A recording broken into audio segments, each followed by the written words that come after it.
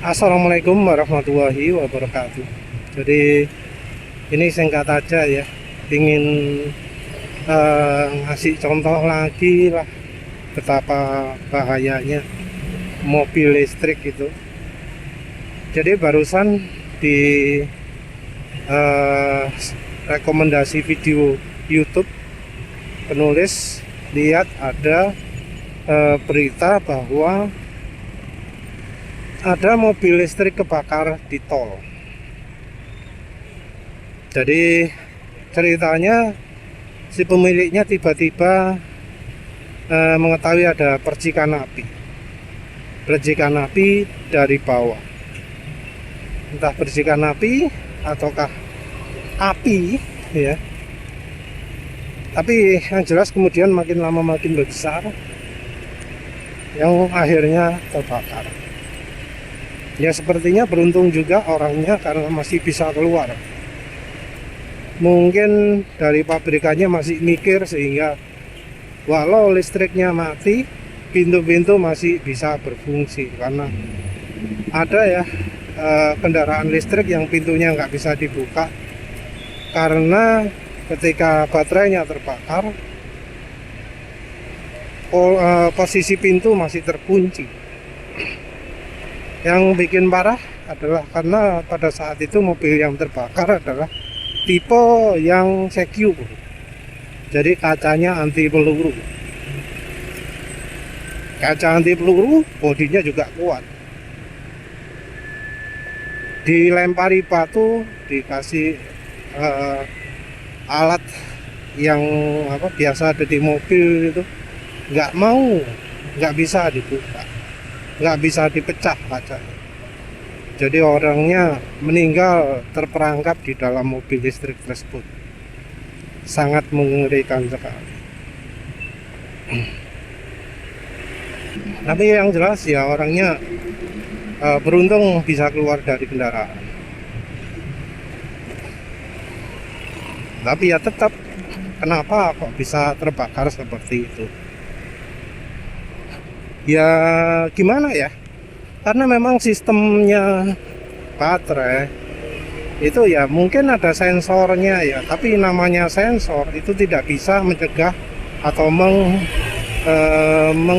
mengurangi resiko terbakar, karena terbakar itu adalah faktor eksternal. Jadi nggak ada alat atau sesuatu yang bisa mencegah kebakarannya kendaraan listrik. Jadi yang namanya baterai itu kalau sudah terbakar, disiram air pun masih tetap terbakar. Jadi solusi ya dalam tanda kutip untuk baterai yang sudah kebakar,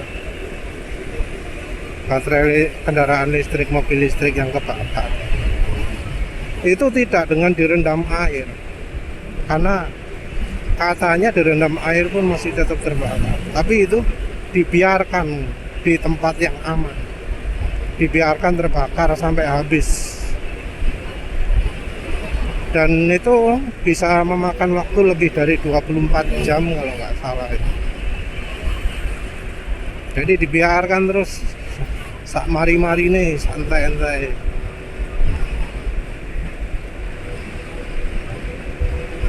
Jadi itu ya mengerikannya ya. Jadi kendaraan pemadam kebakaran sendiri biasanya bukan mencoba memadamkan api, tapi biasanya ya mengamankan kendaraannya. Entah apakah pemadam kebakaran di Indonesia sudah diajari caranya menangani kendaraan listrik yang terbakar, karena penanganannya butuh cara yang berbeda. Bahayanya masih akan ada, walau ya mungkin disemprot macam-macam akhirnya apinya mati. Tapi karena sumbernya dari dalam baterai, nanti suatu saat akan terbakar lagi suatu saat dalam. Di sisi lain, dari sisi konsumen, kita nggak bisa mencegah hal itu, dan sayangnya mendeteksi juga nggak bisa. Penulis nggak pernah tahu ya ada caranya untuk tahu apakah kendaraan listrik ini baterainya resiko terbakar. Nggak bisa ya, nggak ada ciri-cirinya ya. Jadi nggak ada yang namanya early warning ya. Bahaya awal.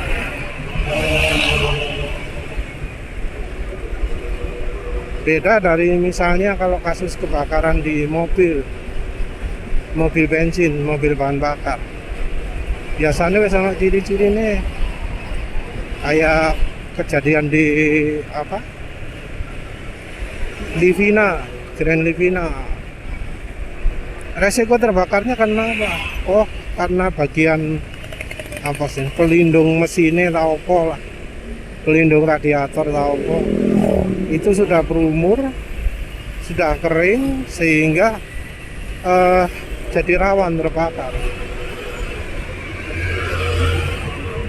Tentu kalau kebakar ya, yang kebakar cuma bagian itu toh, nggak nyebar.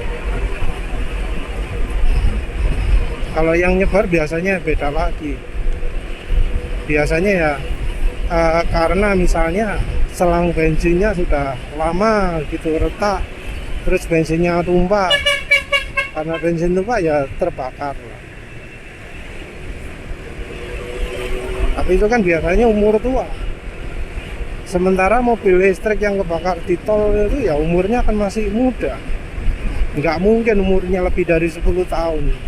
Nggak mungkin umurnya lebih dari 5 tahun. Mestinya ya kurang dari 5 tahun. Tapi ya itu resikonya baterai kendaraan listrik. Kita nggak tahu kondisi baterainya bagaimana. Kita nggak tahu apakah baterainya masih aman atau tidak. Untuk contoh ekstrimnya lihatlah YouTuber Amerika yang ngomong soal asuransi kendaraan listrik, mobil listrik. Mengapa asuransi mobil listrik itu mahal? Karena kalau mobil listrik pernah terbentur, pernah tabrakan, itu langsung dihitung sebagai total loss. Karena nggak disarankan untuk tetap dipakai, disarankan untuk ganti total baru nyis. Jadi kalau nggak salah harga asuransinya bisa 10% lebih harga mobilnya ya. Dan harga mobil di sana juga nggak murah. Jadi kalau sudah pernah tabrakan, dari pihak asuransinya nggak berani nanggung, misalnya cuma kerusakan lampu netok, bumper itu gitu ya. Karena bisa jadi baterainya sudah nggak aman lagi untuk dipergunakan. Dan ya selama ini nggak ada cara untuk bisa mendeteksi apakah baterainya itu masih aman dipakai atau enggak. Karena kalau dipakai ya kejadiannya bisa seperti mobil listrik kebakar di tol itu. Pas sedang digunakan tiba-tiba muncul api, kebakar. Kan ngeri itu. Ya wes lah, itu saja. Terima kasih sudah menonton. Assalamualaikum warahmatullahi wabarakatuh.